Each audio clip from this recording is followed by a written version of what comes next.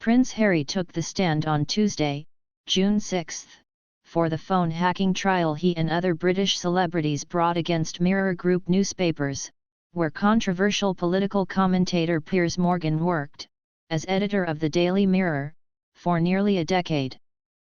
Harry, 38, invoked his late mother, Princess Diana, with his testimony.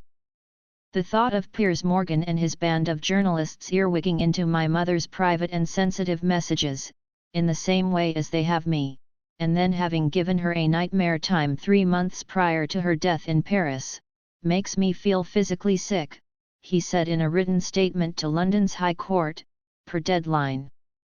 "Unfortunately, as a consequence of me bringing my Mirror Group claim, both myself and my wife have been subjected to a barrage of horrific personal attacks and intimidation from Piers Morgan," said Harry, claiming that these attacks were done in the hope that he would back down in his lawsuit. Earlier in the trial, the High Court was told that Piers, now 58, allegedly discussed phone hacking in front of his colleagues on Mirror Group newspapers. Former Mirror political editor David Seymour told the court that Piers Morgan played one of Paul McCartney's voicemails to his then-girlfriend, Heather Mills, singing "And I Love Her" in an attempt to patch up their relationship. Piers Morgan has denied knowingly commissioning or using material from phone hacking, per The Guardian.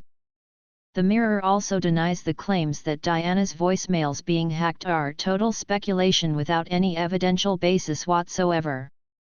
This is not the first time that Piers Morgan has clashed with Harry and Meghan Markle. It won't likely be the last. Here's what you need to know. Piers Morgan got his start with the tabloids. Piers began his journalism career working for The Sun in 1988 before joining the then Rupert Murdoch-owned News of the World in 1994.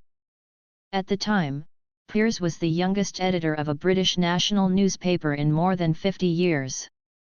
Rupert Murdoch said that Piers had balls bigger than his brains, per The Guardian, and would later fire Morgan in 1995 for publishing photos of Catherine Victoria Lockwood, the then wife of Charles, the Earl Spencer, aka the younger brother of Princess Diana, leaving a rehab facility, per the Daily Beast.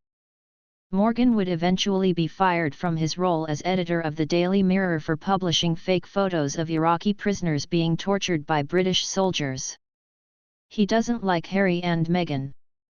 Morgan has since transitioned to television work. He famously walked off the set of Good Morning Britain in 2021. After Harry and Meghan's interview with Oprah Winfrey, Morgan dragged her and Harry for an absolutely disgraceful betrayal of the British royal family.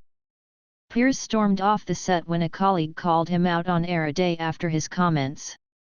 GMB weatherman Alex Beresford goaded Piers live on the air asking, "Has she said anything about you since she cut you off?" "I don't think she has, but yet you continue to trash her. I understand that you don't like Meghan Markle. You've made it so clear a number of times on this program."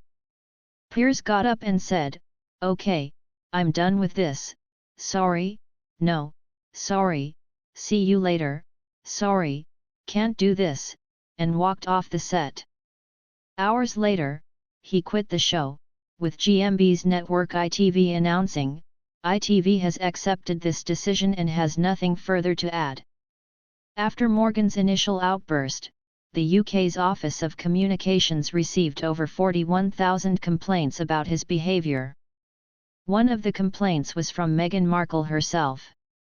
The sheer number of complaints prompted the UK's regulatory organisation to launch an investigation into whether his comments broke the UK Broadcasting Code relating to harm and offence. He was highly critical of the way Meghan and Harry exited as senior working members of the BRF and how the couple's decisions since may have hurt Queen Elizabeth. Following their Oprah interview, Piers' rant,